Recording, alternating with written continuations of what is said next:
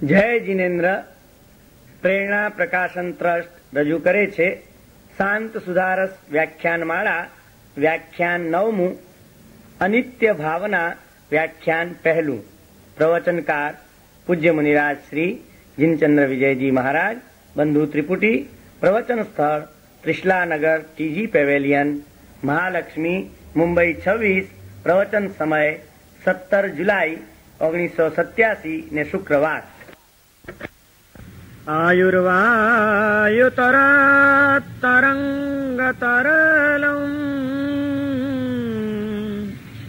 લગ્નાપદ સંપદ સર્વેપીન્દ્રિયગોચરાશ્ચ ચટુલા સંધ્યાભ્રરાગાદિવ મિત્ર સ્ત્રી સ્વજનાદિ સંગમ સુખં સ્વપ્નેન્દ્રજાલોપમં તત્કિં વસ્તુ ભવેતિહ મુદા માલંબનમ યત્સતાં.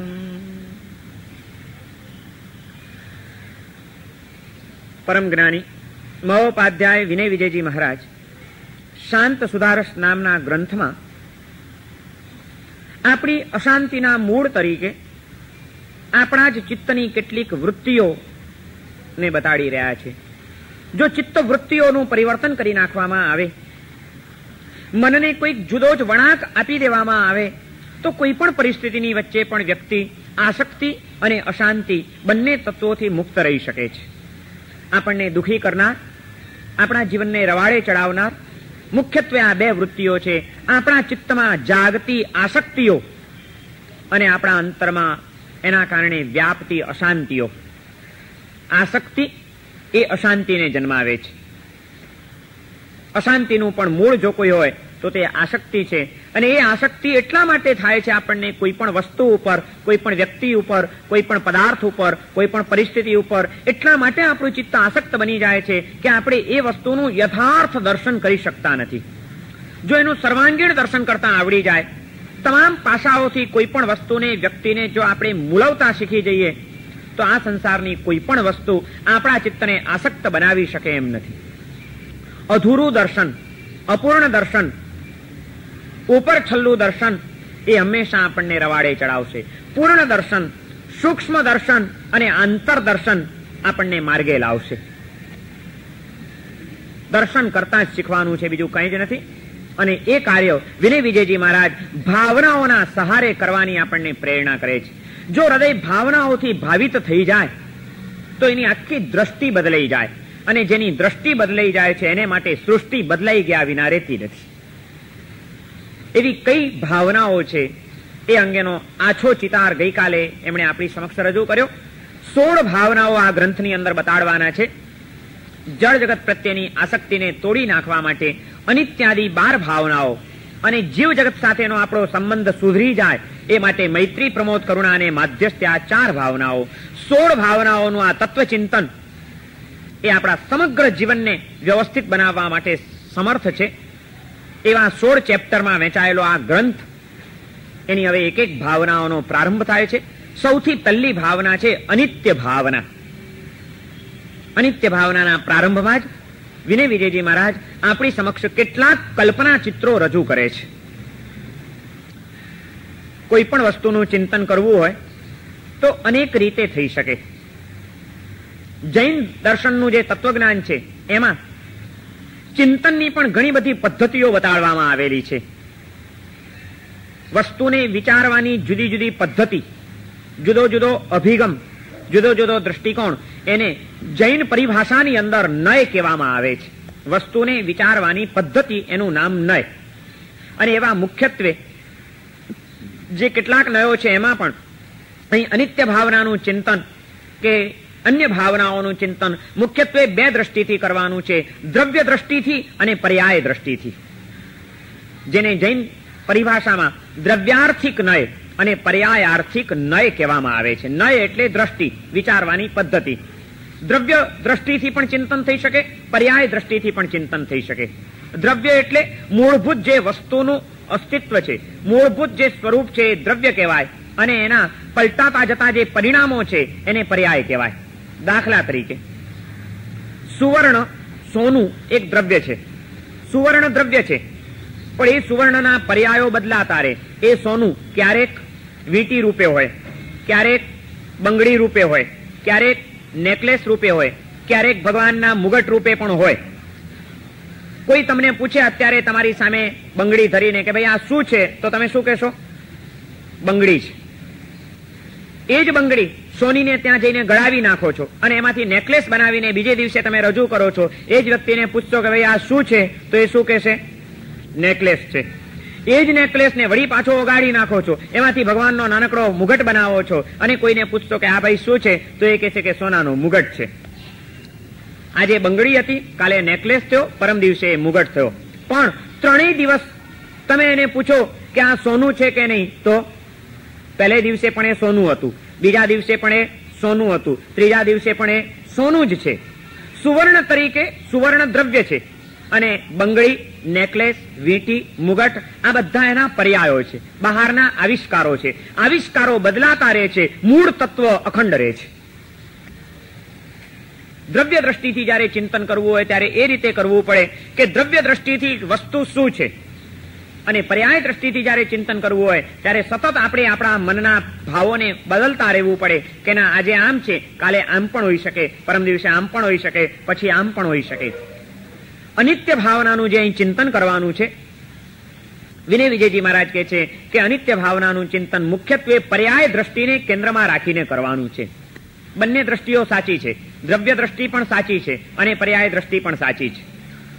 તમે કહો કે ના બંગડી છે અને તરત હું કહીશ કે નહીં ખોટી વાત છે, આ બંગડી નથી, આ સોનું છે, તો હું ખોટો કહેવાઈશ? આ સોનું છે એમ કહેનારો પણ સાચો છે, આ બંગડી છે એમ કહેનારો પણ સાચો છે. બંને સાચા છે, કારણ કે આ સોનું છે એમ કહેનારો દ્રવ્ય દ્રષ્ટિથી રજૂઆત કરી રહ્યો છે કે આ બંગડીની અંદર પણ દ્રવ્ય શું છે, વસ્તુ શું છે, મૂળભૂત ઓરિજિનલ કયું તત્વ છે, તો સુવર્ણ છે. તો આ સોનું છે એમ કહેનારો પણ સાચું જ કહી રહ્યો છે, અને જે એમ કે છે કે આ બંગડી છે એ પણ સાચો છે, કારણ કે કે સોનું હોય કે ચાંદી હોય ગૌણ વાત છે. અત્યારે એનું સ્વરૂપ શું છે, એ એના વર્તમાન સ્વરૂપને મુખ્યત્વે પ્રાધાન્ય આપે છે. પેલી વ્યક્તિ એના મૂળભૂત તત્વને મુખ્યત્વે પ્રાધાન્ય આપે છે બંને સાચા. એકની રજૂઆત દ્રવ્ય દ્રષ્ટિથી છે, એકની રજૂઆત પર્યાય દ્રષ્ટિથી છે. જૈન દર્શન ક્યાંય પણ એકાંગી બન્યું જ નથી. એને તો કીધું છે કે કોઈ પણ વસ્તુનું ચિંતન કરવું હોય ત્યારે તમારે એના અનેક પાસાઓથી જ એની રજૂઆત કરવી જોઈએ. પણ રજૂઆત કરતી વખતે ક્યારેક કોઈક પાસું મહત્વ ધરાવતું હોય, કોઈક અંગ એનું ગૌણ બની જતું હોય છે, પણ એ વખતે પણ એ વસ્તુનું કે એનું પાસું અસ્તિત્વ તો હોય જ છે એનું. રજૂઆતમાં આપણે અમુક વસ્તુને અમુક રીતે રજૂ કરીએ એટલો જ ફરક છે. અનિત્ય ભાવનાનું ચિંતન આપણા ચિત્તને આસક્તિઓમાંથી બચાવી લેવા માટે થતું આ અનિત્ય ભાવનાનું ચિંતન એ મુખ્યત્વે પર્યાય દ્રષ્ટિથી કરવાનું છે. આપણા જીવનની અંદર આપણે જે કોઈ વસ્તુઓને પ્રાપ્ત કરીએ છીએ, જે કોઈ વ્યક્તિઓ સાથે સંબંધો બાંધીએ છીએ, આપણા સંસારને વ્યવસ્થિત બનાવવા માટે જે કંઈ પણ આપણે પરિસ્થિતિઓ ગોઠવતા જઈએ છીએ, આ પાત્રો, પદાર્થો અને પરિસ્થિતિઓ એ નિત્ય છે કે અનિત્ય છે એનું ચિંતન આ પહેલી ભાવનાની અંદર કરવાનું છે. કે તમે કોઈ પણ પાત્ર પ્રાપ્ત કર્યું કોઈક વ્યક્તિની સાથે, પાત્ર એટલે જીવંત વ્યક્તિ, એવા કોઈ પણ પાત્રની સાથે તમે સંપર્કમાં આવ્યા, સંબંધ બાંધ્યો, તમે એક યા બીજા પ્રકારનો કોઈ પણ વ્યવહારિક સંબંધ તમે એની સાથે ઉભો કર્યો. આ એ પાત્ર જે છે એ પાત્ર કાયમ ટકવાનું છે કે નાશ પામનારું છે? કોઈ પણ પદાર્થ તમે બજારમાંથી લઈ આવ્યા, એ પદાર્થ એ જ રૂપે કાયમ ટકવાનો છે કે એમાં પણ કોઈ પરિવર્તન આવવાનું છે? તમે આજે જે સંયોગો ઉભા કર્યા કે પરિસ્થિતિનું નિર્માણ કર્યું, એ પરિસ્થિતિ કાયમ માટે આવી એક સરખી ટકી રહેશે કે એમાં પણ કોઈ પરિવર્તનની શક્યતાઓ છે? આ ચિંતન સતત કરતા રહેવાનું છે. આ અનિત્ય ભાવનાની અંદર પાત્રો, પદાર્થો અને પરિસ્થિતિઓ એ કાયમ ટકનારા છે કે પરિવર્તન પામનારા છે? આ કેન્દ્ર બિંદુ ઉપર સતત આપણે ચિંતન ચલાવવાનું છે. અને એ રીતે જો ચિંતન ચલાવતા આપણને આવડી જાય, અને એ ચિંતન પણ દ્રવ્ય દ્રષ્ટિથી જો નહીં પરંતુ પર્યાય દ્રષ્ટિથી જો આપણે ચિંતન કરવા માંડીએ, તો કોઈ પણ અનુકૂળ હોય એવા પાત્રો, પદાર્થો અને પરિસ્થિતિઓની ઉપર આપણું ચિત્ત આસક્ત નહીં બને, અને કોઈ પણ પ્રતિકૂળ એવા પાત્રો, પદાર્થો અને પરિસ્થિતિઓ જીવનમાં આવી ગયા હશે તો એમાં આપણું ચિત્ત વિવ્વળ અને અશાંત નહીં બને. કારણ કે પર્યાય દ્રષ્ટિનું આ ચિંતન આપણને એમ કહે છે કે કોઈ વસ્તુ કાયમ માટે એ સ્વરૂપે ટકતી નથી. આજનો તમારો સુખદ સંયોગ એ કાયમ માટે સુખદ રહેવાનો નથી, માટે એમાં આસક્ત બનતા નહીં. આજે તમારો અણગમતો કોઈક વસ્તુ, વ્યક્તિ કે પરિસ્થિતિનો સંબંધ કે સંયોગ એ કાયમ માટે ટકી રહેવાનો નથી, એનો પણ એક દિવસ અંત આવવાનો છે. માટે આજે એને બહુ ભાર એનો મન ઉપર લઈને અશાંત બની જતા નહીં. સુખદ કે દુઃખદ પરિસ્થિતિ, કોઈ પણ તત્વ કાયમ ટકતું નથી. આ થોડોક ટાઈમ માટે છે, ક્યાં કાયમ ટકવાનું છે? આ વિચાર આપણા ચિત્તને આસક્ત બનતું પણ બચાવી લેશે, અશાંત બનતું પણ બચાવી લેશે, અને આસક્તિ અને અશાંતિ જેના ચિત્તમાંથી દૂર થઈ ગઈ એને જીવનની શાંતિ સહજ અને સુલભ બની જશે. શાંતિ માટેનો આ પહેલો માર્ગ છે. અનિત્ય ભાવનાનું ચિંતન દ્રવ્ય દ્રષ્ટિને ગૌણ કરીને પર્યાય દ્રષ્ટિથી કરતા તમે શીખી જાઓ, અને એવી રીતે એક એક વસ્તુઓને કેવી કેવી રીતે જોવાની છે એના કલ્પના ચિત્રો હવે આ ભાવનાની અંદર એક એક શ્લોકની અંદર વિનય વિજયજી મહારાજ બતાડી રહ્યા છે. એમણે સૌથી પહેલી વાત પ્રારંભ કર્યો છે, આયુર વાયુ તરત તરંગ તરલમ લગ્ના પદ સંપદ. માણસ સૌથી વધુ આસક્ત, સૌથી વધુ મોહ શેનો હોય છે માણસને? જીવનનો. પૈસો ગમે એટલો તમને પ્યારો હશે, પરિવાર ગમે એટલો પ્યારો હશે, સંસારના સુખો ગમે એટલા પ્યારા હશે, પણ બધા કરતા સૌથી વધુ પ્યારું શું? મૃત્યુ આવે તો એ મોતને પાછું ઠેલવા માટે, મોતથી બચવા માટે પૈસાનો પણ ભોગ આપવો પડે તો આપો કે નહીં? લાખ રૂપિયા બેગમાં લઈને જતા હો, અને મુંબઈમાં તો આજે કોઈની સલામતી તો રહી જ નથી તમારી. ગમે ત્યારે ગમે તેવો માણસ તમારી પાસેથી ગમે તે આંચકી શકે, ગમે ત્યારે તમને ગોળીએ ઉડાડી શકે, ગમે ત્યારે તમારું સત્યાનાશ કાઢી શકે. તમે લાખ રૂપિયાની બેગ હાથમાં લઈને, કેશ લઈને ચાલ્યા જાઓ છો, અને રસ્તામાં 4 ગુંડાઓએ તમને ઘેરી લીધા અને કે મૂકી દો નહીં તો આ ઘુસાડી દઉં છું, તો તે વખતે જીવનનો મોહ, પૈસાના મોહને ઉતારી નાખે કે નહીં? શું કરો? ના ના, મારી નાખ, નથી આપવા પૈસા, એમ કયો?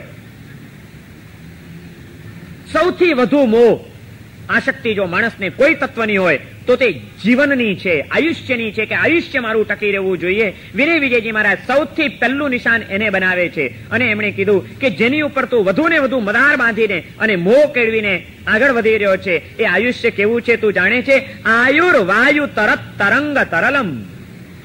આયુષ્ય એ તો પવનની લહેરખી જેવું છે, હવાના તરંગ જેવું છે. પવનની લહેરખી આવે ત્યારે બહુ સરસ લાગે, પણ આવી ન આવીને ચાલી ગઈ. પવનને ચાલ્યું જતા કઈ વાર લાગે? બારીમાંથી પવન આવે, તમને અડીને તરત જ આગળ પસાર થઈ જાય છે. ગમે ત્યારે આવતો અટકી જાય છે, ગમે ત્યારે એની દિશા બદલી નાખે છે. વિનય વિજયજી મહારાજ કહે છે કે આયુષ્યના ભરોસે રહેતા નહીં, આયુષ્ય પણ કાયમ ટકનારું નથી. ગમે ત્યારે આવ્યું, ના આવ્યું અને ચાલ્યું ગયું એવું બની શકે છે. એ ગમે ત્યારે એની દિશા બદલી શકે છે.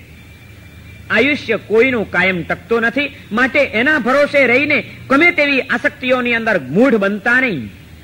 એના ભરોસે રહેવા જેવું નથી. આયુષ્ય ક્યારે ચાલ્યું જાય એનો કોઈ ભરોસો નહીં, કારણ કે આયુષ્ય પણ અનિત્ય છે, જીવન અનિત્ય છે. સૌથી પહેલું અનિત્યતાનું દર્શન જીવનથી શરૂ કરે છે કે આપણને મળેલું જીવન એ કાયમ ટકનારું. આજે આપણને જે જીવન મળ્યું છે, જે દેહ મળ્યો છે, જે ઇન્દ્રિયો મળી છે, જે શક્તિઓ મળી છે, એ બધું કાયમ ટકશે કે એક દિવસ એનો પણ અંત? જીવન કાયમ ટકનારું નથી. આયુર વાયુ તરત તરંગ તરલમ. વાયુના તરંગ જેવું છે, હવાની લહેરખી જેવું છે. એના ભરોસે રહેતા નહીં કે ના ના આ તો છે, હવે કઈ વાંધો નથી. શેના ભરોસે બેઠા છીએ? આનંદગંજી મહારાજે કીધું કે સુકૃત કરના હોશો કરલે કોણ જાને કલકી, કોણ જાને કલકી.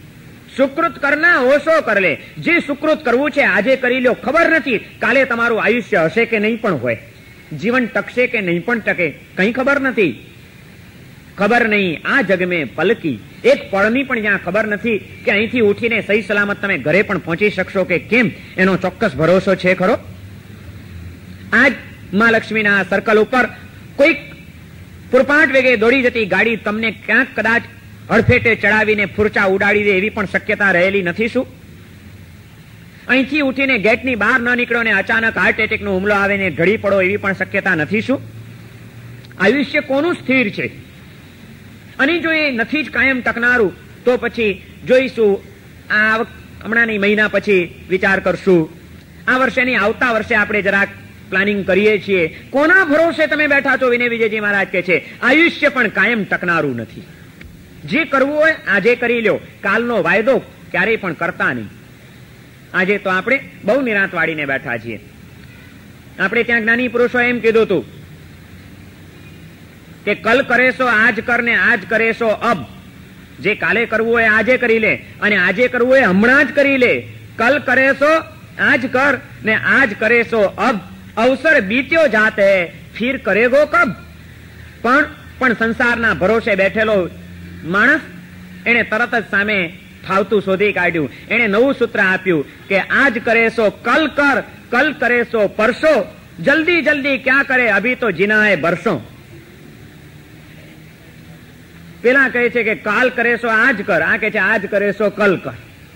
સાવ ઊંધી, ખોપરી જ આપણી ઊંધી ચાલે છે. વિનય વિજયજી મહારાજ કહે છે આ સંસારની અનિત્યતાનું ભાન નથી, માટે જ તમે બેભાન બનીને બેઠા છો. જેને અનિત્યતાનું ભાન હોય એ જીવનમાં ક્યારેય બેભાન ન બની શકે. એ તો જાગૃત બની જાય કે કોઈ તત્વનો જ્યાં ભરોસો નથી, કશું જ કાયમ ટકતું નથી. ગમે ત્યારે ગમે તે વસ્તુ ચાલી જાય એવી પૂર્ણ શક્યતાઓ રહેલી છે. ત્યાં આગળ કઈ પળના ભરોસે બેસી રહેવું. જે કંઈ સત્કાર્ય કરવું છે આજે જ કરી લઉં. કાલનો ભરોસો કોઈનો રાખી શકાય એમ નથી. અને સંસારનો વાસ્તવિક અનુભવ આજે એમ કહી રહ્યો છે, સંસારનું દર્શન એમ બતાડી રહ્યું છે કે ક્યાંય કોઈ તત્વના ભરોસે રહેવા જેવું જ નથી. કોણ સલામત છે આ સંસારની અંદર? આયુર વાયુ તરત તરંગ તરલમ. અને ક્યાં આયુષ્ય પણ ચંચળ છે તો પછી બીજા તો કોના ભરોસે રહેવાય? માણસ બીજા નંબરનો ભરોસો રાખે છે કે મારી પાસે ખૂબ સંપત્તિ છે, મને કોઈ વાંધો આવવાનો નથી. સંપત્તિ, વિનય વિજયજી મહારાજ કહે છે લગ્ન પદ સંપદ. સંપત્તિ એની પાછળ આપત્તિઓ વળગેલી જ છે. સંસારની કોઈ સંપત્તિ આપત્તિ વિના પ્રાપ્ત થતી નથી. એક સુખ મેળવવાને માટે 4 દુઃખ ભેગા જ સ્વીકારવા પડે છે. ગુલાબની સુગંધ મળશે પણ કાંટા ભેગા જ મળશે. લગ્ન પદ સંપદ. સંપત્તિઓ વિપત્તિઓથી ઘેરાયેલી છે, આપત્તિઓ એની પાછળ પડેલી છે. માટે એવી સંપત્તિના પણ ભરોસે રહેતા નહીં. સર્વે પિન્દ્રિય ગોચરાશ્ચ ચટુલા સંધ્યાભ્ર રાગાદિવત. અને ઇન્દ્રિયોના વિષયો, ઇન્દ્રિયોની શક્તિઓ એ બધું કેવું છે? સંધ્યાભ્ર રાગાદિવત. એ તો એકદમ ચંચળ છે, સંધ્યાના રંગ જેવા છે. આયુષ્ય પવનની લહેરખી જેવું છે. સંપત્તિઓ વિપત્તિઓથી ઘેરાયેલી છે. ઇન્દ્રિયોના વિષયો અને ઇન્દ્રિયોની શક્તિઓ એ સંધ્યાના રંગ જેવી છે. સંધ્યાના રંગ જામે ન જામે અને વિખરાઈ જાય. એના ભરોસે રહેવાય ખરું? ગમે એવા સરસ મજાના રંગ જામ્યા હોય પણ એને વિખરાતા કેટલી વાર સંધ્યાને? તમે કોઈ દિવસ સંધ્યા જોઈ છે ખરી? મુંબઈ વાળાઓને તો એ પણ હવે દુર્ભાગ્ય છે કે અહીં સંધ્યા જોવાય ન મળે. ગામડાની અંદર હજી સંધ્યા જોવાય મળે. તમને સંધ્યા ક્યાં જોવા મળે? ચારે બાજુ ત્યાં સિમેન્ટના જંગલો જ ઉભા હોય, બહુમાળી મકાનોની વચ્ચે આકાશ જોવા જ ન મળતું હોય, ત્યાં એ સૂર્ય અસ્ત થતો હોય અને એ સૂર્ય અસ્ત થતાની સાથે સંધ્યાના સરસ મજાના રંગો ખીલ્યા હોય. આવું કોઈ વાતાવરણ જોવાનો અવસર મળે ખરો મુંબઈ ઘરાને? અને કદાચ એવી જગ્યા મળી હોય કે એવો અવસર મળ્યો હોય તો મુંબઈ ઘરાને સંધ્યા જોવાનો સમય હોય ખરો? દોડ ભાગમાં અને નાશ ભાગમાં પડેલો મુંબઈ ઘરો, એને ક્યાં સમય છે કે સંધ્યાને જોઈ શકે? સંધ્યાનું દર્શન પણ જો કરતા આવડે તો માણસ જીવનમાં જાગૃત બની ગયા વિના રહે નહીં. વિનય વિજયજી મહારાજ કહે છે કે સર્વ ઇન્દ્રિયોના વિષયો એ સંધ્યાના રંગ જેવા છે. એને જામતાય વાર નહીં લાગે, એવા ખીલી ઉઠશે કે તમે આમ ખુશ થઈ જશો. પણ ખીલી ઉઠેલા એ રંગોને વિખરાઈ જતા પણ જરાય વાર નહીં લાગે. જોતા રહેશો અને જોત જોતામાં વિખરાઈ જશે. જૈન રામાયણની અંદર હનુમાનજીનો પ્રસંગ આવે છે અને એમાં હનુમાનજીના વૈરાગ્યનું કારણ આ બતાડવામાં આવ્યું છે. હેમચંદ્રાચાર્ય લખેલું જૈન રામાયણ, એમાં આવે છે કે હનુમાનજી એક રાજકુમાર હતા. એક વખત પોતાના રાજમહેલની અંદર ઉભા છે, અગાસીમાં ચડ્યા છે. અગાસીમાં ચડીને નિસર્ગનું દર્શન કરી રહ્યા છે. કુદરતનું હરિયાળી વનસ્પતિ છે, સરસ મજાનું આકાશ છે, સૂર્ય અસ્ત થવાની તૈયારી છે. આકાશમાં ચડીને પ્રકૃતિનું દર્શન કરવામાં લીન બન્યા છે હનુમાનજી. અને એટલામાં અચાનક સૂર્ય અસ્ત થઈ જાય છે. એ અસ્તાચલ તરફ ઢળી પડ્યો છે. સૂર્ય અસ્ત થતાની સાથે આકાશમાં સંધ્યા ખીલી ઉઠી છે. અંધારું થવાને બદલે એ સંધ્યાના પ્રારંભમાં અજવાળું અજવાળું અજવાળું આકાશમાં આમ લાલ પીળા રંગ છવાઈ ગયા છે, સરસ મજાનો પ્રકાશ રેલાઈ ગયો છે અને આમ જોવામાં સ્તબ્ધ થઈ ગયા છે કે આહા શું કુદરત ખીલી છે. હનુમાનજી આમ પ્રકૃતિના દર્શનમાં જયારે મસ્ત થઈને ઉભા છે ત્યાં તો આમ હજી તો આમ એને પૂરી માણી ન માણી સંધ્યાને એટલામાં તો જોત જોતામાં એ પ્રકાશ વિલાવા માંડ્યો, રંગો વિખરાવા માંડ્યા અને કાળું ધબ અંધારું પાછું છવાઈ જાય છે. બસ આ દ્રશ્ય જોતા જોતા જોતા જોતા હનુમાનજી આમ આકાશમાં ઉભેલા અગાશીમાં અને અગાશીમાં ઉભા ઉભા જ એકદમ તત્વ ચિંતનમાં ચડી જાય છે. એને વિચાર કર્યો કે ઓહો કેટલા સરસ મજાના રંગો ખીલ્યા હતા અને આટલી જ વારમાં એ બધા રંગો વિને કાયમ ટકે નહીં તો પછી જીવનનું પણ શું આવું જ કંઈક નથી? જીવનના રંગો પણ ખીલી ઉઠ્યા છે આજે, પણ મારે સમજી લેવું જોઈએ કે આ જીવનના રંગો પણ ગમે ત્યારે વિખરાઈ શકે છે. માટે એમાં પાગલ થવા જેવું નહીં, એમાં આસક્ત થવા જેવું નહીં, એના ભરોસે રહેવા જેવું નહીં. મારે જાગ્રત બની જવું જોઈએ. અને હનુમાનજીનો આત્મા સાધનાને માટે જાગ્રત બની ગયો. સંધ્યાનું દર્શન કરતા આવડે તો એક પ્રકૃતિ દર્શન પણ આપણા આધ્યાત્મિક વિકાસનું એક પગથિયું બની શકે એમ છે. પરમાત્માનું દર્શન તો આપણને વિકાસના માર્ગે લઈ જાય, પણ જો કરતા આવડે તો પ્રકૃતિનું દર્શન પણ આપણને પરમાત્માની નજીકમાં લઈ જવા માટે સમર્થ છે. પણ આપણને તો પરમાત્માનું એ સાચું દર્શન કરતા નથી આવડતું અને પ્રકૃતિનું પણ દર્શન કરતા નથી આવડતું. પ્રાકૃતિક સ્થળે ફરવા તો ઘણા જાય છે લોકો, પણ પ્રાકૃતિક સ્થળે જઈને ખરેખર ત્યાંનું જે મહાત્મ્ય છે, ત્યાંની જે વિશેષતા છે, એ વિશેષતાને માણતા આપણે શીખ્યા છીએ ખરા?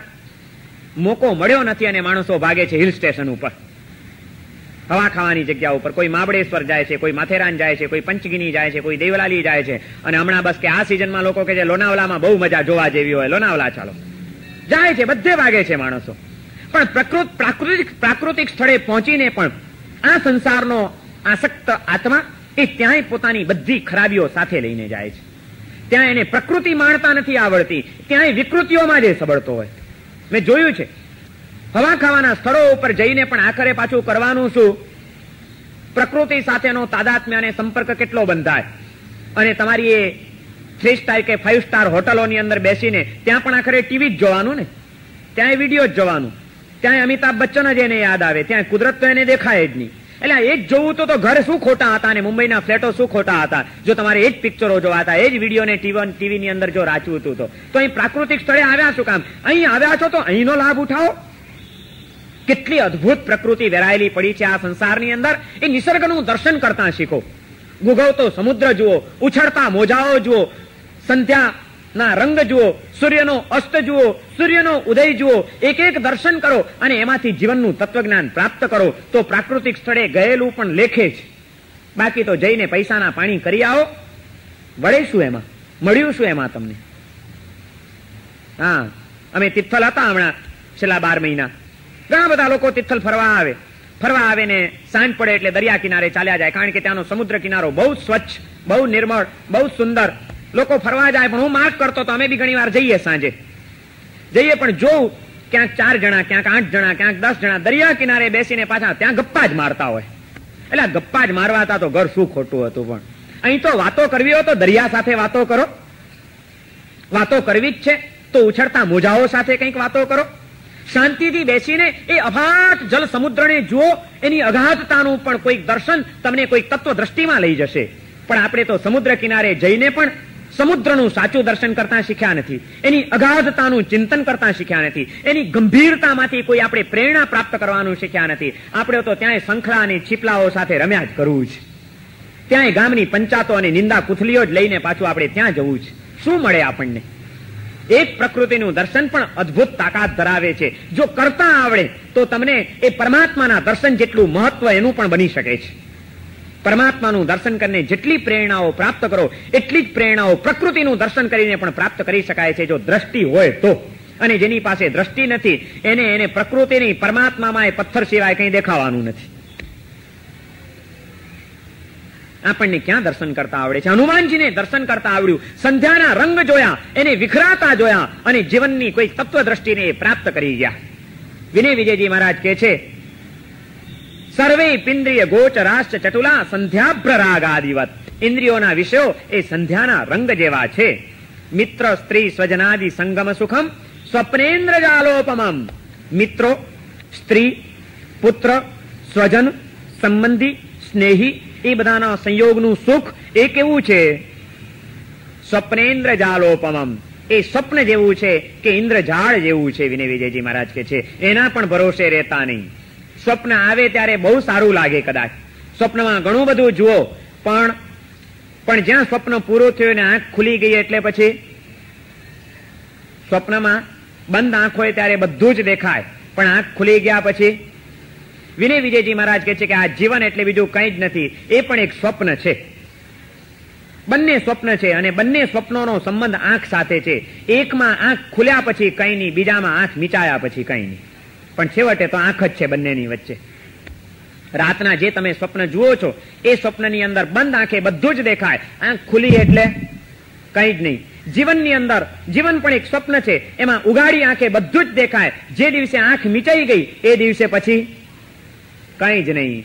માટે જીવનને, સ્વજનોના સંબંધોને, એના સંયોગોને, એના દ્વારા પ્રાપ્ત થતા સુખોને સ્વપ્ન કરતા વધુ મહત્વ નહીં આપતા, નહીં તો દુઃખી થશો, અશાંતિ આવી જશે જીવનની અંદર. ઠીક છે, જુઓ, આનંદ માણો, મોજ મજા કરો, પણ સમજીને કે આ પણ એક સ્વપ્ન છે, ગમે ત્યારે ચાલ્યું જઈ શકે છે, ગમે ત્યારે ખંડિત બની શકે છે. અને આ સ્વપ્નની અંદર જે દિવસે મારી આંખ મીચાઈ જશે એ દિવસે મારી પાસે કશું જ નહીં હોય. સ્વપ્નમાં ગમે એવો પોતે જોઈ લે કે હું મોટો રાજા થઈ ગયો છું, છડી પોકારાય છે, બોલબાલા બોલાય છે, ચામર વિંજાય છે, આમ ગમે એટલું જુએ અને એમાં જો એમ માની લે કે ના સાચું છે, તો પછી જાગ્યા પછી એની હાલત શું થાય? રાડો જ પાડે, એ ચામરવાળા ક્યાં ગયા, એ છડી પોકારો, એ મારી સરભરા કરો, એમ કરે તો શું થાય? દુઃખી થાય કે બીજું કંઈ થાય? એને સમજવું જોઈએ કે જે કંઈ મેં જોયું એ એક સ્વપ્ન હતું. જાગ્યા પછી સ્વપ્નની વાત ભૂલી જવાની, કરાય નહીં. જો એને વાસ્તવિક માની લઈએ તો દુઃખી થઈએ. વિનય વિજયજી મહારાજ કહે છે કે આ જીવનની અંદર જીવો, મેળવો, પામો, બધું જ કરો, ભલે ખેલ બધા ખેલો, પણ ખ્યાલ ખોયા વિના કે આ પણ એક સ્વપ્ન છે. અને સ્વપ્ન ગમે ત્યારે નષ્ટ થઈ શકે છે, સ્વપ્ન ગમે ત્યારે દગો આપી શકે છે, સ્વપ્નમાં ગમે ત્યારે પરિવર્તન આવી શકે છે. માટે એને એ જ રીતે કાયમ માટે જોવાનો આદર્શ મારે રાખવો નહીં જોઈએ. મારે સમજીને જ આ સંસારની અંદર જીવવું જોઈએ કે આ એક સ્વપ્ન છે, બસ આટલા ભાન સાથે જીવન જીવો તો વાંધો નહીં આવે. અનિત્ય ભાવનાનું ચિંતન આપણને ભાગી છૂટવાની પ્રેરણા નથી આપતું. અનિત્ય ભાવનાનું ચિંતન કર્તવ્યમાંથી, જવાબદારીઓમાંથી, ફરજોમાંથી આપણને ભાગેડું થવાનું નથી કહેતું, ભાગવાની વાત નથી કરતું, પણ એ કહે છે કે જ્યાં છો ત્યાં જાગો, ભાગો નહીં પણ જાગો, જાગ્રત તો થવું જ જોઈએ. આજે તો અનિત્ય ભાવનાની વાતો પણ ઘણી વખત ઊંધી રીતે પકડીને માણસ કર્તવ્યો, જવાબદારીઓ એ બધામાંથી ભાગવાની વાતો કરતો હોય છે. કોણ કોના મા બાપ છે, કોણ કોના છે, સંસારમાં કોઈ કોઈનું નથી, મરવા દો બધાને, આપણું ક્યાં કોઈ થવાનું છે. તત્વજ્ઞાન કોઈ દિવસ કર્તવ્યમાંથી ભાગી છૂટવાની વાતો કરે જ નહીં. એ તો કહે છે જે તમારા કર્તવ્યો છે, જે તમારી જવાબદારીઓ છે, જેટલી તમારી ફરજો છે એ અદા કરો, પણ જાગ્રત રહીને, એમાં ક્યાંય ખોવાઈ નહીં જતા. ખેલ બધા જ ખેલજો, પણ એમાં ખોવાઈ નહીં જતા, ખ્યાલ ખોઈ નહીં નાખતા. જાગ્રત બનીને બધું જ કરો કે આજે કરું છું પણ સમજુ છું કે આ પણ કાયમ ટકવાનું નથી. અને આટલું ભાન જેને હોય કે આ પણ કાયમ ટકવાનું નથી, આટલું જેને ખ્યાલ હોય એને ગમે એવા સારા સંબંધો આસક્ત નહીં બનાવી શકે, સારા તત્વો, અને ગમે એવી મુશ્કેલ પરિસ્થિતિઓ એને અશાંત નહીં બનાવે, હચમચાવી નહીં શકે. કારણ કે જ્યારે કોઈક મુશ્કેલ પરિસ્થિતિમાં મુકાવ તે વખતે પણ તમને એ જ તત્વચિંતન એક નવું બળ આપશે કે આ પણ કાયમ ટકવાનું. એક રાજા પોતાનું વિશાળ રાજ્ય સંભાળીને બેઠો હતો. રાજ્ય સરસ રીતે ચાલી રહ્યું છે, એટલામાં અચાનક એક દુશ્મન રાજાએ હલ્લો કર્યો. બચવાની કોઈ શક્યતા હતી નહીં, એટલી કોઈ તૈયારી હતી નહીં, અને એમાં પોતાનો જાન બચાવવાને માટે સૌ કોઈ ભાગી છૂટે છે. રાજા એક બાજુ ભાગ્યો, રાણી એક બાજુ ભાગી, એના દીકરાઓ બીજી બાજુ ભાગ્યા, મંત્રીઓ ત્રીજી બાજુ ભાગ્યા, લોકો ચોથી બાજુ ભાગ્યા, ચારે બાજુ નાશ ભાગ થઈ ગઈ. નીકળી ગયો જંગલના રસ્તે, આગળ ને આગળ મુઠ્ઠીઓ વાળીને દોડ્યો છે. પાછળ દુશ્મનના સૈનિકો પડ્યા છે, જાન બચાવવા માટે ભાગે છે. ખૂબ દોડ્યો, લાંબે નીકળી ગયો. દુશ્મનો પાછા વળી ગયા છે, હવે ભય રહ્યો નથી, દોડીને થાકી ગયો છે. રાજા એક ઝાડ આવતાની સાથે એની નીચે બેસી પડે છે, હાંફે છે, જરાક શ્વાસ હેઠો બેઠો, થાક ઉતર્યો, અને હવે એને અચાનક પોતાની પ્રેમાળ પત્ની યાદ આવે છે, રૂપાળા દીકરાઓ યાદ આવે છે, વિશાળ રાજ્ય યાદ આવે છે, અઢળક સંપત્તિ યાદ આવે છે, એક એક વસ્તુ યાદ આવે છે ને બધું ચાલ્યું ગયું. આજે પોતે પહેરેલે કપડે ભાગી છૂટવું પડ્યું છે. આ વિચાર એને બેચેન બનાવે છે. એ માથું કૂટે છે, છાતી કૂટે છે, ચોધાર આંસુએ રડે છે, પાગલની જેમ તોફાન મચાવે છે. સંસારની અતિ આસક્તિ ક્યારેક ને ક્યારેક માણસને પાગલ બનાવ્યા વિના રહે નહીં. કોઈ પણ વસ્તુ ઉપર વધુ પડતો મદાર બાંધતા નહીં. કોઈ પણ વસ્તુની તીવ્ર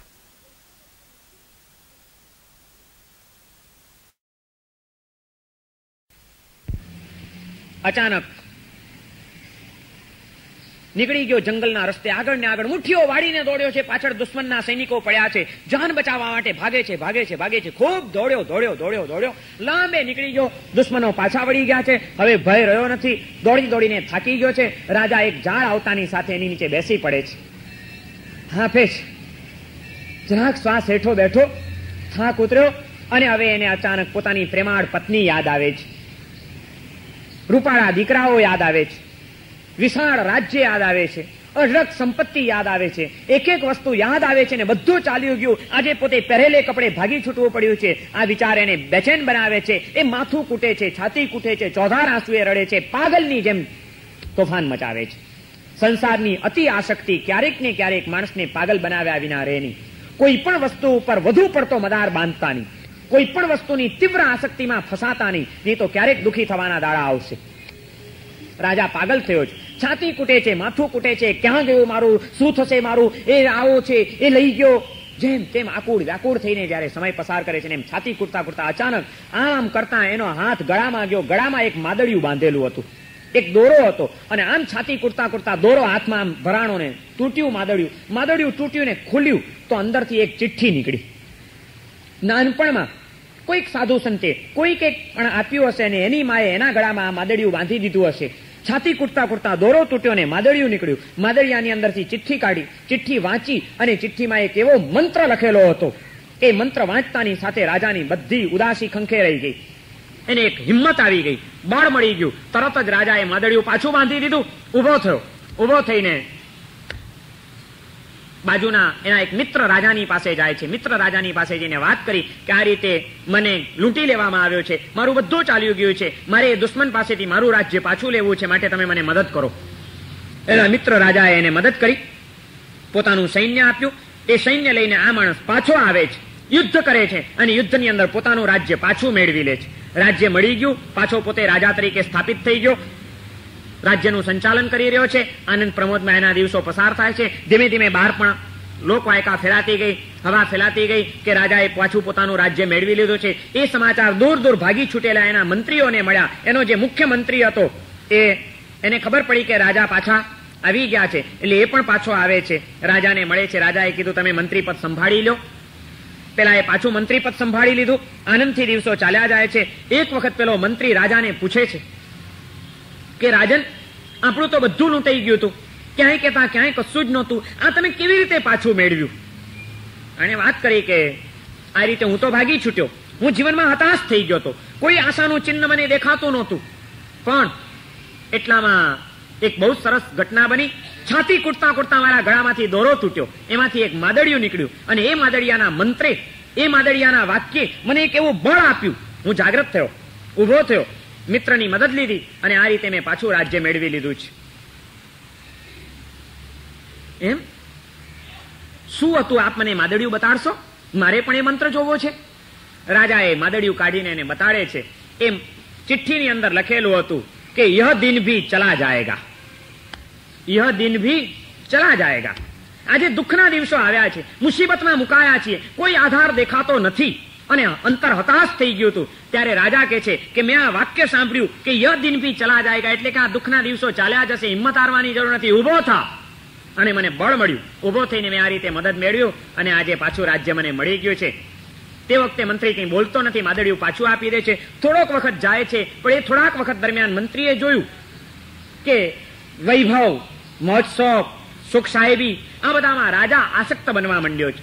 રાજ્ય ધર્મ ભૂલવા માંડ્યો છે. પ્રજા પ્રત્યેના કર્તવ્યોમાં એ પાછો પડવા માંડ્યો છે. બરોબર નથી થતું. એક બે વખત ચેતવવાનો પ્રયત્ન કર્યો પણ ચેતતો નથી. ત્યારે એક દિવસ બરોબર મોકો જોઈને રાજા મંત્રી બધા બેઠા હતા. અને વળી પાછી મંત્રીએ વાત કાઢી કે રાજન, હજી મારા તો મગજમાં જ બેસતું નથી કે આપણે સાવ ભાંગી પડ્યા હતા, બધેથી ખલાસ થઈ ગયા હતા, કેવી રીતે પણ તમે આ પાછું મેળવ્યું? અરે કે મંત્રીજી, તમે હજી સમજતા નથી. મેં તમને કીધું તો ખરું કે બધું તાકાત જો કોઈ હોય તો આ માદળિયાની છે, એણે મને આ બળ આપ્યું અને એમાં લખ્યું હતું કે અધીન ભી ચલા જાયગા. મંત્રી સ્વર કે છે, એમ રાજન, એક મહેરબાની કરશો, ફરીથી જરાક માદળિયું મને આપશો, બતાડશો? વળી માદળિયું આપ્યું. માદળિયામાંથી ચિઠ્ઠી કાઢીને તરત જ મંત્રી રાજાને કહે છે કે રાજન, તે દિવસે જેમ આ માદળિયું વાંચ્યું હતું એમ આજે પણ ફરીથી વાંચો. આ માદળિયું આજે પણ તમને કંઈક કહી રહ્યું છે. અને રાજાએ વાંચ્યું. મંત્રી કહે છે કે યહ દિન ભી ચલા જાયગા. જેમ પેલા દિવસો ચાલ્યા ગયા હતા એમ આજે સુખના દિવસો આવ્યા છે. વળી પાછા તમે એમાં પાગલ બન્યા છો, પણ આ માદળિયું આજે પણ તમને કંઈક કહે છે. તે દિવસે જેમ સાંભળ્યું તું અને હતાશા ખંખેરી નાખી હતી એમ આજે પણ આ માદળિયાની કોઈક પ્રેરણા સમજો. એમ કે છે કે યહ દિન ભી ચલા જાયગા. આ એ કાયમ ટકવાના નથી. સુખના દિવસો પણ એ ગમે ત્યારે ચાલ્યા જશે. માટે જે કામ કરવાના હોય કરી લ્યો, કર્તવ્ય બજાવી લ્યો, એમાં આસક્ત બનાય નહીં. જેમ તે વખતે હતાશા ખંખેરી નાખી હતી, આજે આ આસક્તિને પણ ખંખેરી નાખો. જાગ્રત બનો. આપ રાજા છો, પ્રજા આપના ભરોસે છે. અને રાજા પાછો જાગ્રત બની ગયો. અનિત્ય ભાવનાનું ચિંતન, દુઃખમાં હતાશ નહીં થવા દે, સુખમાં પાગલ નહીં થવા દે. ગમે ત્યારે પણ વિનય વિજયજી મહારાજ કહે છે કે આ એક વાક્યનું મંત્ર વાક્ય હંમેશા તમારી સાથે ને સાથે રાખો. જ્યારે પણ કોઈ સુખદ કે દુઃખદ સંયોગો આવે ત્યારે તરત જ આ વિચાર કરજો કે આ પણ કાયમ ટકવાનું નથી. બસ આ એક વિચાર તમને કોઈક નવી દ્રષ્ટિ આપશે. રાજાની પાસે કોક બાવાએ આ એક માદળિયું આપ્યું હશે, એને રાજાને નવી જિંદગી આપી દીધી. કોઈ માદળિયું રાખ્યું છે ખરું? હે ભાઈ, કોઈ માદળિયા રાખો છો? નથી રાખતા? આપું, બનાવી આપું? રાખવા છે? ઘણા લોકો આવે, મારા સાહેબ કંઈક દોરો કરી આપો ને, મારા સાહેબ કંઈક માદળિયું બનાવી આપો ને. એટલે કે અમારા આ ધંધા છે, અમે તો આ એક માદળિયું બનાવી આપીએ. અમને ભગવાને આ એક માદળિયું બનાવવાની છૂટ આપી છે કે માદળિયા બનાવી આપજો બધાને, બધાના ગળામાં આ દોરા પરોવજો કે યાદ રાખો આ પણ કાયમ ટકવાનું નથી. જ્યારે કોઈક સારા દિવસો આવે ત્યારે હંમેશા વિચાર કરજો કે આ સુખના દિવસો કાયમ ટકવાના નથી. સૂર્ય ગમે એવા જગારા મારતો હોય, એના કિરણો ગમે એટલા પ્રકાશ રેલાવતા હોય, પણ એ ગમે એવા જગારા મારતા સૂર્યનો પણ એક વખત અસ્ત થાય છે. સવારે ઉગતો સૂર્ય, બપોરે જગારા મારતો સૂર્ય, સાંજ પડતા જ અસ્તાચલમાં ઢળી પડે છે અને કાળું ધબ અંધારું છવાઈ જાય છે. એ સૂર્ય આપણને કહી રહ્યો છે કે એક સરખા પ્રકાશ કોઈનાય ટકતા નથી, માટે એમાં પાગલ થતા નહીં. અને અસ્તાચલમાં ઢળી પડેલો સૂર્ય એ પણ આપણને પ્રેરણા આપી રહ્યો છે કે અત્યારે ભલે અંધારું છવાઈ ગયું છે, કોઈ આશાનું કિરણ દેખાતું નથી, પણ ધીરજ રાખે તો વળી પાછી ઉષા ખીલે છે, પ્રકાશ રેલાય છે અને સૂર્ય બહાર આવી જાય છે. એમ આજે તમારા જીવનની અંદર કદાચ કોઈક મુસીબતોમાં તમે પટકાઈ ગયા હો, ચારે બાજુ અંધકાર દેખાતો હોય, કોઈ દિશા નીકળવાની દેખાતી ન હોય, ત્યારે પણ હતાશ થતા નહીં. અસ્ત પામતો સૂર્ય એમ કે છે કે અસ્ત ભલે આવે પણ એમાંથી એ પસાર થઈને ગમે એવી કાળી અમાસની માજમ રાત ભલે ને હોય, એનો પણ એક દિવસ અંત આવે છે અને સરસ મજાની ઉષા ખીલે જ છે. માટે હંમેશા એ વસ્તુને નજર સામે રાખીને હતાશ થતા નહીં. અને સવારનો ઉગતો સૂર્ય કહે છે કે અત્યારે ભલે ઉગ્યો છું પણ સાંજ પડે આથમ્યા વિના પણ મારો પાછો છૂટકો નથી, માટે એમાં પણ સાવધાન રહેજો. અસ્ત થતો સૂર્ય અને ઉદય થતો સૂર્ય બંને આપણને પ્રેરણા આપે છે. અસ્ત થતો સૂર્ય કહે છે કે નિરાશ થતા નહીં, અંધારા પછી અજવાળું આવવાનું જ છે. અને અજવાળા વેરતો સૂર્ય કહે છે કે પ્રકાશમાં અંજાઈ જતા નહીં, સાંજ પડે અંધારું પાછું થવાનું જ છે. હિલ સ્ટેશન ઉપર જાઓ છો ને, ત્યાં શું જોવા જાઓ? સાપુતારા ગયા છો? સાપુતારામાં લોકો કે ચલો સનસેટ પોઈન્ટ ઉપર. એટલે શું કામ પણ હેરાન થાવ છો? સનસેટ થતો જોયો કોઈ દિવસ તમે? અને એ જોઈને તમને કઈ વિચાર આવ્યો કે આ સૂર્ય અસ્તાચલમાં ઢળી પડ્યો, એક દિવસ મારી જિંદગી પણ આ જ રીતે અસ્તાચલમાં ઢળી પડવાની છે. સનસેટ જો જોતા ના આવડતો હોય તો જોવાનો કોઈ અર્થ નથી. ઉગતો સૂર્ય જોવા માટે લોકો ટોળે વળે છે, ગાંડ પણ છે લોકોનું. મુંબઈમાં કોઈ દિવસ એ સૂર્ય અસ્ત થતો ઘણી વાર દેખાતો હોય, ત્યાં જોવા નહીં જાય ને સાપુતારામાં દોટ મૂકશે સાંજ પડે એટલે ટેક્સીઓ લઈ લઈને.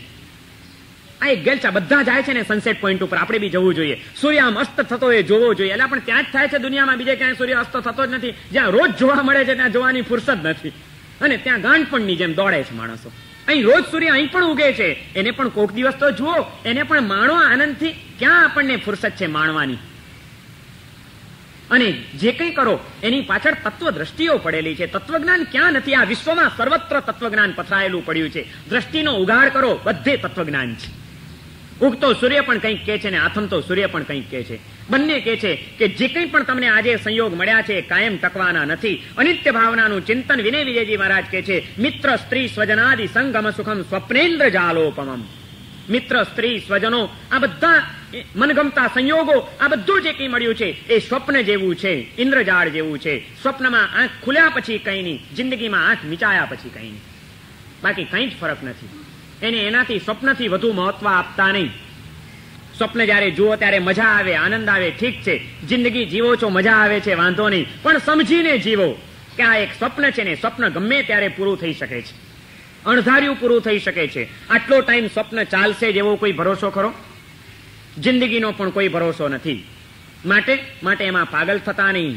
જે કંઈ કરો એની સાથે સાથે સતત આ અનિત્ય ભાવનાનું ચિંતન હૃદયની અંદર જાગ્રત રાખો તો સુખદ સંયોગો પણ તમને આસક્ત નહીં બનાવે. એ આસક્તિમાં મૂર્છિત બનીને તમે કર્તવ્યનું ભાન નહીં ભૂલી જાઓ. અને દુઃખદ સંયોગો તમને હતાશ નહીં કરી નાખે, તમે નંખાઈ નહીં જાઓ, નિરાશ થઈને તમે જીવનમાં નકામા નહીં બની જાઓ. ગમે તેવી મુસીબતોની વચ્ચે પણ સતત હિંમત રાખજો કે આ પણ કાયમ ટકવાનું નથી. પાછો સૂર્ય ઉગશે, સારા દિવસો આવશે, વાંધો નહીં, પુરુષાર્થ કરો, પ્રયત્ન કરો, મહેનત કરો. જિંદગી સફળ છે આપણી. જિંદગીમાં મુશ્કેલીઓ તો આવવી જ જોઈએ, કષ્ટો તો આવવા જ જોઈએ. અંધારું હોય તો અજવાળાની કિંમત છે, અંધારું હોય જ નહીં તો અજવાળાની કિંમત શું? જીવનમાં દુઃખ જ ન હોય તો સુખનું શું મૂલ્ય છે? દુઃખ પણ આવવું જોઈએ, કારણ કે દુઃખ તો આપણી કેટલી શક્તિઓનો પણ વિકાસ કરી જતું હોય છે. આપણા ગુજરાતના જાણીતા એક કવિ મકરંદ દવે, એ મકરંદ દવે એમના એક કાવ્યમાં બહુ સરસ વાત કરી છે. માણસ વાતની અંદર કંઈક નબળું આવે એટલે તરત જ અફસોસ કરવા બેસી જાય, હતાશ થઈને નંખાઈ જાય. ત્યારે મકરંદ દવે કવિએ કહે છે કે અફસોસને આસન કદી જો આપશું, અફસોસને આસન કદી જો આપશું, જે રહ્યું થોડું તે લૂંટી જશે. જો ગુમાવ્યાની ગણતરીમાં પડ્યા તો ફૂલ ઉગડતું એ ચૂંટી જશે. આંખ સામે ઉગતો દિન રાખીએ, આંખ સામે ઉગતો દિન રાખીએ, જે મળી સૌરભ જીવનની ચાખીએ. કોણ જાણે છે હૃદય પીસી પ્રભુ, કોણ જાણે છે હૃદય પીસી પ્રભુ, રંગ અંગોમાં નવા ઘૂંટી જશે. અરે જેમ દુઃખ આવે, જેમ દુઃખમાં પીસાઈએ એમ જીવનના નવા રંગો ખીલે. મહેંદી જેમ પીસાય એમ એ વધુ રંગ પકડે, એમ જીવન જેમ દુઃખોમાં વધુ ભીસાય એમ એ જીવનનો વધુ ને વધુ વિકાસ થાય. દુઃખ વિના કોઈના વિકાસ થયા નથી. મુસીબતોમાંથી જ માણસ હંમેશા આગળ આવી શકે છે. જેને એક સરખા સુખના દિવસો મળ્યા છે એ તો માયકાંગલા રહી જાય છે. જોઈ લો, તમે આજના સંસારનો અનુભવ કરી લો. જે જૂના લોકો મુસીબતોમાંથી ઉભા થયા હશે, મુસીબતોમાંથી માર્ગ કાઢીને ઊંચા આવ્યા હશે, એનો વિકાસ હશે, એ મહેનતુ હશે. પણ એવા આગળ વધેલા સુખી ગણાતા લોકોના ઘરની અંદર જે છોકરાઓ પહેલેથી જ સારી રીતે જીવ્યા છે ને પ્રેમથી ઉછર્યા છે, એ લોકોની શક્તિનો વિકાસ એમના વડીલો જેટલો જોવા નહીં મળતો હોય. એ જલ્દી આળસુ બની જશે, એ જલ્દી થાકી જશે, એ જલ્દી પ્રમાદી થઈ જશે, એ જલ્દી રવાડે ચડી જશે. કારણ કે મુસીબત આવી જ નથી ને જીવનમાં. મુસીબતો તો જીવનમાં આવવી જ જોઈએ, અને કોઈ મુસીબતો કાયમ ટકતી નથી. થોડોક ટાઈમ આવીને જીવનના નવા રંગો ઘૂંટી જતી હોય છે. માટે પ્રાર્થના તો ભગવાનને કરવી હોય તો એ કરજો. કોઈ દિવસ એ ભગવાનની પાસે આ મંદિરોમાં જઈને પ્રાર્થના કરતા નહીં કે હે ભગવાન જીવનમાં કોઈ દિવસ દુઃખ ના આવે એવા આશીર્વાદ આપજે. પ્રાર્થના એ કરજો કે હે ભગવાન વહેલામાં વહેલી તકે જીવનમાં એક વખત તો દુઃખમાં બરોબર મૂકી દેજે. મારા જીવન વિકાસ માટે દુઃખ બહુ જરૂરી છે. પ્રભુ દુઃખ આપજે મને, મુશ્કેલીઓમાં મૂકજે મને, પડકાર આવે સામે એવી તબક્કામાં મને મૂકી દેજે, જેથી મારી શક્તિઓનો વિકાસ થાય, જેથી હું બીજાના દુઃખને સમજી શકું એવી સદભાવના મારા હૃદયમાં આવે. સુખી માણસો બીજાના દુઃખને શું સમજી શકે જેને પોતે કોઈ દિવસ દુઃખનો અનુભવ જ નથી કર્યો હોય. એકવાર દુઃખનો અનુભવ કર્યો હશે તો એ કોઈકના દુઃખને સમજી શકશે, એની સંવેદનાઓ એના અંતરમાં જાગી શકશે. જીવનમાં દુઃખ તો હોવું જ જોઈએ, ભલે આવતું આવે ત્યારે હતાશ થતા નહીં, અને આવે ત્યારે પણ એ સમજી રાખજો કે આ થોડાક ટાઈમ માટે છે. દુઃખ પણ કાયમ ટકતું નથી. સારા દિવસો આવવાના છે. અત્યારે દુઃખ આવ્યું છે, વેલકમ, એને સ્વીકારી લો, વધાવી લો, પ્રેમથી અપનાવી લો. કોણ જાણે છે હૃદય પીસી પ્રભુ, રંગ અંગોમાં નવા ઘૂંટી જશે. એ પણ કંઈક વિકાસને માટે આવ્યું હશે. દુઃખમાં કોઈ દિવસ હતાશ નહીં થવા દે. આ અનિત્ય ભાવનાનું ચિંતન કે દુઃખ પણ કાયમ ટકતું નથી, અને સુખ પણ કાયમ ટકતું નથી. સુખમાં કોઈ દિવસ પાગલ નહીં થવા દે. આ નિત્ય ભાવનાનું ચિંતન. આપણે તો બધું જ કાયમ માની લીધું, સ્થાયી માની લીધું. માટે આસક્તિ અને અશાંતિ આપણા જીવનમાં જોર પકડી રહી છે. જેને આ નિત્ય ભાવનાનું ચિંતન હૃદયસ્થ કર્યું હોય, જેને આ તત્વદ્રષ્ટિ કેળવાઈ ગઈ હોય, એને કોઈ પણ ઘટના કદાચ બને એને હચમચાવી નહીં શકે. ભાવનગરની અંદર એક આચાર્ય મહારાજ ચોમાસુ હતા. આચાર્ય મહારાજ ચોમાસુ ને રોજ વ્યાખ્યાન ચાલે. સંઘના એક અગ્રણી આગેવાન શેઠ રોજ નિયમિત પ્રવચન સાંભળવા માટે આવે. એક પણ દિવસ એમનો ખાડો ન હોય, ટાઈમસર આવી જનારા. એમાં એક દિવસ એવું બન્યું કે વ્યાખ્યાનનો સમય થયો, 9 વાગ્યા, સભા આવી ગઈ છે. આચાર્ય મહારાજ પોતાના સ્થાન ઉપર આવી ગયા. પ્રવચનનો પ્રારંભ થયો, પણ રોજ સમયસર આવનારા ગામના નગરશેઠ આજે દેખાતા નથી. આચાર્ય મહારાજને એમ થઈ ગયું કે આજે શેઠ કેમ દેખાતા નથી? હશે કંઈક કામ આવી ગયું હશે, કંઈક તબિયત સારી નહીં હોય, ગમે તે કારણ હશે નહીં આવ્યા હોય. આચાર્ય મહારાજે વ્યાખ્યાન ચાલુ રાખ્યું. વ્યાખ્યાન ચાલતા પૂરું થવા આવ્યું. 9:45 વાગ્યા. વ્યાખ્યાન ઉઠવાની તૈયારીને એટલામાં શેઠ આવ્યા. વ્યાખ્યાનમાં આવીને બેસી ગયા. વ્યાખ્યાન પૂરું થયું એટલે નજીકમાં જાય છે ચરણ સ્પર્શ કરવા. ત્યારે આચાર્ય મહારાજ પૂછે છે, કારણ કે રોજ નિયમિત આવતા હોય એટલે સહેજે પૂછવાનું મન થાય કે ભાઈ કેમ ભાગ્યશાળી આજે કઈ મોડા પડ્યા તમે? કે સાહેબ ઘરે મહેમાન આવ્યા હતા, એને વળાવવા ગયો હતો. આચાર્ય મહારાજને એમ થઈ ગયું કે આ એટલો બધો ધર્મિષ્ઠ માણસ છે, બધું બાજુ ઉપર મૂકીને એક દિવસ જીણવાણીનું શ્રવણ ચૂકે નહીં, ભગવાનની વાણી સાંભળવાનું ભૂલે નહીં, ક્યાંય પણ બધું ગૌણ કરી દે. આજે એવા તે કયા વળી મહેમાન આવી ગયા હશે કે મહેમાનની ખાતર એને વ્યાખ્યાન છોડી દીધું? ભાઈ મહેમાન ખાતર કઈ વ્યાખ્યાન છોડાય? સાહેબ મહેમાન આવ્યા હતા, વળાવવા ગયો હતો કે. એટલે આચાર્ય મહારાજ કે શું વાત કરો છો, એવા કયા મહેમાન આવ્યા હતા? ત્યાં બાજુમાં બીજો એક શ્રાવક ઉભો હતો. એને કીધું કે સાહેબ કાલે રાત્રે એમના જુવાન જોત દીકરાનું અચાનક મૃત્યુ થઈ ગયું, અત્યારે એને સ્મશાને વળાવવા ગયા હતા અને એ કાર્ય પતાવીને સ્નાન કરીને પાછા અહીં આવ્યા છે. પોતાના જુવાન જોત એકના એક સગા દીકરાનું મૃત્યુ, અને એ મૃત્યુ થયું છે. જીવનની અનિત્યતાનું ચિંતન વ્યક્તિને સ્વસ્થતા આપ્યા વિના રહેતું નથી કે આ પણ કાયમ ટકવાનો નથી. દીકરાનો સંયોગ પણ કાયમ ક્યાં ટકવાનો છે મારો? કાં એને મૂકીને હું ચાલ્યો જાત, કાં મને મૂકીને એ ચાલ્યો જાય. એક દિવસ વિયોગ તો નિશ્ચિત છે. જ્યાં સંયોગ છે ત્યાં વિયોગ છે. એ વાસ્તવિકતાને સ્વીકારવા માટે હૃદયની ભૂમિકા તૈયાર હતી, કારણ કે મન એને કેળવેલું હતું કે કંઈ પણ કાયમ ટકતું નથી. અને એ રીતે દીકરો કદાચ ચાલ્યો ગયો મૂકીને, તો એક ફરજ હતી કે એની અંતિમ વિધિઓ કરી આવવી જોઈએ. અંતિમ વિધિ કરી આવીને પણ સાચું બળ તો ગમે તેવા વિષમ સંયોગોની અંદર પણ સાચું બળ મળે એમ હોય તો આ જ્ઞાની પુરુષોની વાણીમાંથી મળે એમ છે, તત્વદ્રષ્ટિમાંથી મળે એમ છે. માટે એનાથી તો વંચિત રહેવાય જ નહીં. જેટલું 15 મિનિટ પણ સાંભળવા મળ્યું, દોડતા આવ્યા. અને તે પછી પણ આચાર્ય મહારાજ પૂછે છે ત્યારે રોદણા રડવાની વાત નથી. મારા સાહેબ મરી ગયો, મારો છોકરો એકનો એક ચાલ્યો ગયો. કોઈ નહીં, સમજતા હતા. સંસારની વાસ્તવિકતાને સ્વીકારવાની હૃદયની ભૂમિકા તૈયાર કરેલી હતી આ તત્વ દ્રષ્ટિઓને પ્રાપ્ત કરીને. અને એટલે જ આચાર્ય મહારાજ પૂછે કે ભાગ્યશાળી કેમ મોડા પડ્યા? તો સહજતાથી કહી શકે છે કે મહેમાન આવ્યા હતા, એને વળાવવા ગયો હતો. કોકને ત્યાંથી ક્યાંકથી આવ્યા હતા મહેમાન આપણા ઘરે, એ વળી પાછા એને એની વાટ પકડી લીધી. તો ફરજ હતી કે એને વળાવવા જવું જોઈએ. સ્મશાન સુધી વળાવી આવ્યો અને વળી પાછો આવીને બેસી ગયો. કારણ કે એ દીકરો છે એમ સમજીને જીવ્યા જ નહોતા, આ મારો મહેમાન છે એમ સમજીને જીવ્યા હતા. અને મહેમાનને વળાવવાનો આવ્યો તો વળાવી આવ્યા અને વળી પાછા કામે લાગી ગયા.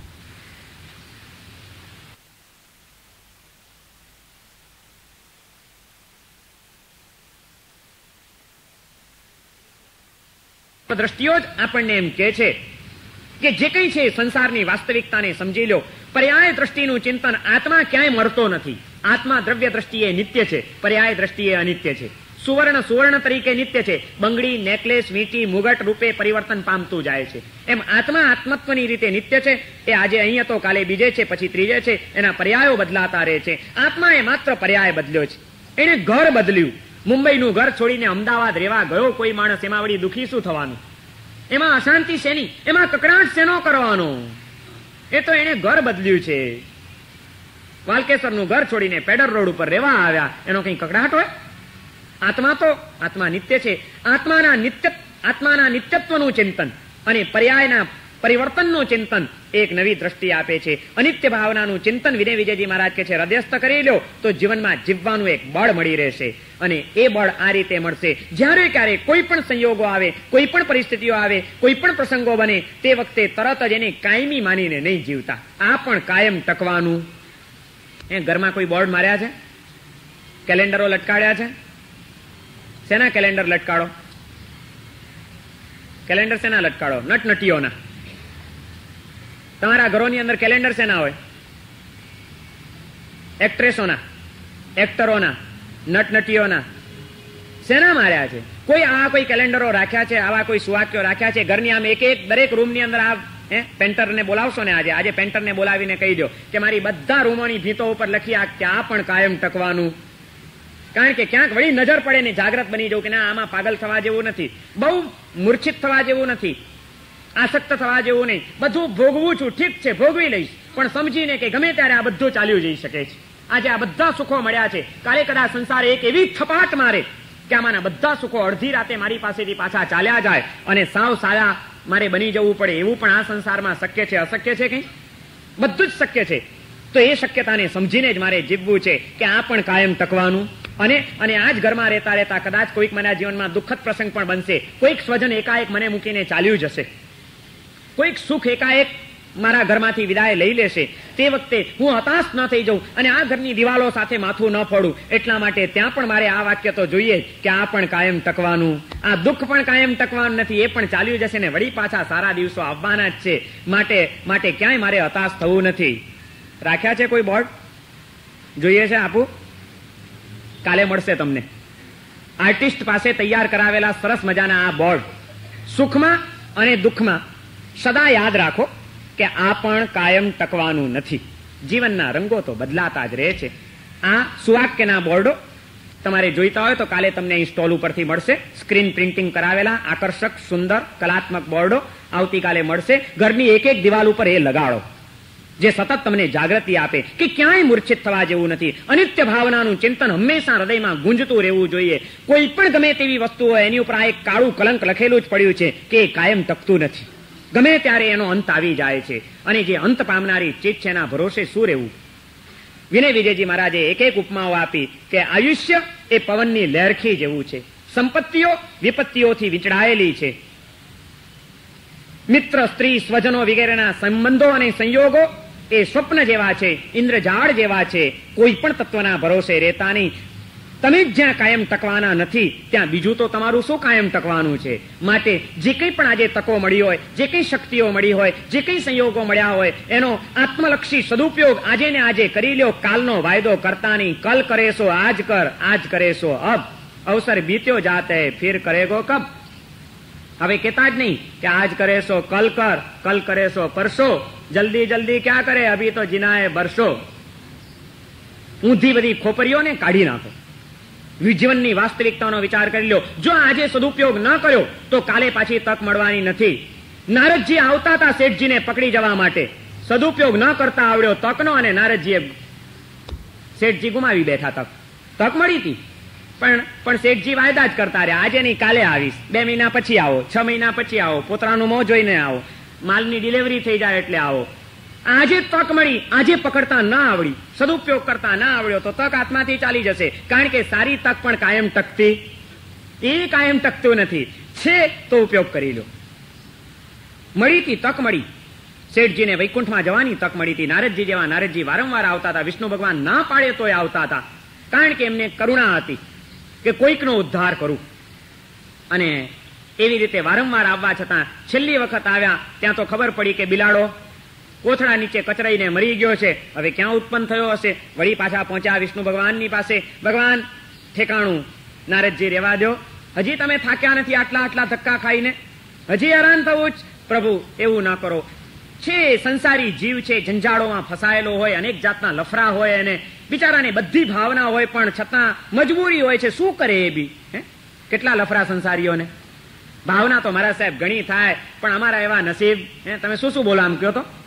આવા બધા જવાબો ગોખી રાખ્યા છે ને અમને લોકોને કહેવા માટે. મારા સાહેબે તો તમે નસીબદાર કે તમે છૂટી ગયા સંસારમાંથી. અમારા લોકોની તો હાલત શું? આ સંસારમાં તો કેટલી ઉપાધિઓ. આમ કેતો જાય કેટલી ઉપાધિઓ, જાણે કે એને ઉપાધિ બહુ કટતી હોય ને નડતી ન હોય, અને વળી પાછો બહાર જઈને નવી 4 ઉપાધિઓ વધારતો જોઈએ પાછો. શું કામ આ બધા નાટક કરો છો? પણ ઉપાધિઓએ તમને પકડ્યા છે કે તમે ઉપાધિઓને પકડો છો? હાથે કરીને ઉપાધિઓ વધારતા જવું અને વળી પાછી રાડ પાડતા જવી. મારા સાહેબ બહુ ફસાયા છીએ, બહુ ઉપાધિમાં છીએ. શું કામ ઉપાધિમાં? છોડી દો તો. પેલા શેઠજી આ નાટક જ કરતા હતા અને નારદજી બધી એની વાત સાચી માની લેતા હતા. અમે લોકો હવે તમારી માનીએ જ નહીં સાચી વાત. આ બધા અનુભવ પછી નારદજીએ દલાલી જ કરી વિષ્ણુ ભગવાનની પાસે કે ના પ્રભુ, એ તો બિચારો સંસારી જીવ છે, ઘણે 17 ઝંઝાળમાં ફસાયેલો, કેટલી ઉપાધિઓ, એટલે ના છૂટકે એને બિચારાને કરવું પડે. પણ જીવ ઘણો ઊંચો છે, એને ખરેખર તમન્ના છે વૈકુંઠમાં આવવાની. પ્રભુ વધુ નહીં, હવે બસ આ છેલ્લી વખત એકવાર મને કહી દો કે શેઠજી ક્યાં ઉત્પન્ન થયા છે. હવે પછી આપને પૂછવા નહીં આવું, બસ. પણ એકવાર તો કયો પ્રભુ. બહુ કાકલુદી ભરી માંગણી કરી અને વિષ્ણુ ભગવાને કીધું ભલે ત્યારે સાંભળો. જો જ્યાં આગળ તમે જાઓ છો ત્યાં આગળ એક તળાવ છે અને એની આજુબાજુ બધું પાણી ફેલાયેલું છે ગંદુ. એ ગંદા પાણીની જે ખાઈ છે, ખાઈની અંદર આ તમારા શેઠજી ભૂંડ તરીકે ઉત્પન્ન થયા છે, ડુક્કર તરીકે, અને વિથ ફેમિલી અત્યારે ત્યાં આગળ પડ્યા હશે બાળ બચ્ચા સાથે. નારદજીને વળી પાછું થયું કે હશે ઠીક છે, હવે દેહ તો મળે સંસારમાં, ગમે તેવો દેહ મળે, દેહની કિંમત નથી, આત્મા મહાન છે શેઠજીનો. ડુક્કરના ભાવમાં ગયા તો શું થઈ ગયું, દેહ ખરાબ મળ્યો છે, આત્મા તો મહાન છે ને, મારે એનો ઉદ્ધાર કરવો. અને નારદજી પાછા આવ્યા. આવીને ખબર છે ને તમને પેલા તળાવ હતું, હા બિલકુલ હિસ્ટ્રિકલ વાત કરું છું હું તમને. ઉતાર્યું વિમાન નારદજીએ, તો વિમાન ઉતારીને એક બાજુ વિમાન મૂક્યું. નારદજી વિમાનમાંથી ઉતર્યા. હવે શેઠજીને શોધવાના છે. શેઠજીને શોધવા માટે આમ શોધતા શોધતા નીકળે છે. ત્યાં આગળ એક ખાબોચિયું જોયું અને ખાબોચિયાની અંદર એક ગંદા પાણીમાં, ગંધ મારતા પાણીમાં ભૂંડ, એના બચ્ચાઓ, મિસિસ ભૂંડણ બધા બેઠા હતા. મિસિસ ભૂંડ સપરિવાર એ આનંદથી બેઠા હતા. નારદજીએ જોઈ લીધું કે હા પત્તો તો લાગી ગયો, ભગવાને કીધું એ પ્રમાણે બેઠા છે. એટલે તરત જ નારદજી, હવે નારદજી નજીક નથી આવતા, કારણ કે એની નજીક ન જવાય, ક્યાંક આમ આમ કરે તો વળી છાંટા ઉડે. એટલે નારદજી બહુ દૂર ઉભા રહ્યા. દૂર ઉભા રહીને બોમ મારી, શેઠજી! અને જ્યાં નારદજીનો અવાજ સાંભળ્યો કે ભૂંડના અવતારમાં રહેલા શેઠજી આમ ઊંચું કર્યું માથું. ઓ પ્રભુ, આપ પધાર્યા, શું આપની કરુણા. પાછા નાટક ચાલુ શેઠજીના. પ્રભુ પ્રભુ પ્રભુ. નારદજી કે હવે મને ગુસ્સો ચડ્યો છે, તમારે આવવાનું છે વૈકુંઠમાં. પ્રભુ એમ ન કરો, નારાજ ન થાવ. ભાઈ સાહેબ, વૈકુંઠમાં આવવાનું મન કોને ન હોય, અહીં સુધી ઈચ્છા છે. આ જુઓ પ્રભુ, આ સંસારની માયા જ ખોટી, આ આપણો જીવ ખોટો લલચાઈ જાય છે. આ ખોટો દીકરા ખાતર રહ્યો તો બીજો ભાવ પણ મેં તો ગુમાવ્યો. પ્રભુ હવે તો બસ એક જ છે કે હવે કોઈ લફરામાં પડવું નથી, કોઈ જંજાળ કરવી નથી. હવે તો જલ્દી અહીંથી છુટકારો થાય અને વહેલું વૈકુંઠ મળે. પ્રભુ અહીં સુધી ઈચ્છા છે. નારદજી કે તો પછી હવે ગડબડ ન કરો, સીધે સીધા ચાલો, મારે કંઈ તમારું સાંભળવું નથી. વિમાન તૈયાર છે, ભલે તમે ગમે ત્યાં આવો, હું તમને લઈ જઈશ. આવવું છે પ્રભુ? આવવું છે એમ ન પૂછો, આવવું જ છે, એમાં સવાલ શું? જવું છે ને? અમને શિવ સુખ આપો, આપો આપો ને મહારાજ, અમને મોક્ષ સુખ આપો. મોક્ષ સુખ જોઈએ છે? જોઈએ છે ભાઈ? આવ્યા છે આજે નારદજી. હવે ગમે તેને, હવે કે છે એક નહીં તો બીજો જે મળે એને પકડીને લઈ જવા છે આજે. કોને જવું છે આમાંથી? આપણને મોક્ષ જોઈએ છે? નારદજી કે છે કે લફરાબાજી નહીં, મગજમારી નહીં, આવવું હોય તો સીધે સીધા તૈયાર થઈ જાઓ. આવવું છે? પ્રભુ ચોક્કસ આવવું છે. આજ સુધી તો નકામો બધો એળે ગુમાયો સમય. આ તો આપની કરુણા કે આપ આવો છો, નહીં તો અમારા જેવા અભાગ્યાની ચિંતા કોણ કરે? સંતો કરુણાવંત હોય છે. આપ પધાર્યા પ્રભુ, આપનો ઉપકાર તો ક્યારે નહીં ભૂલો.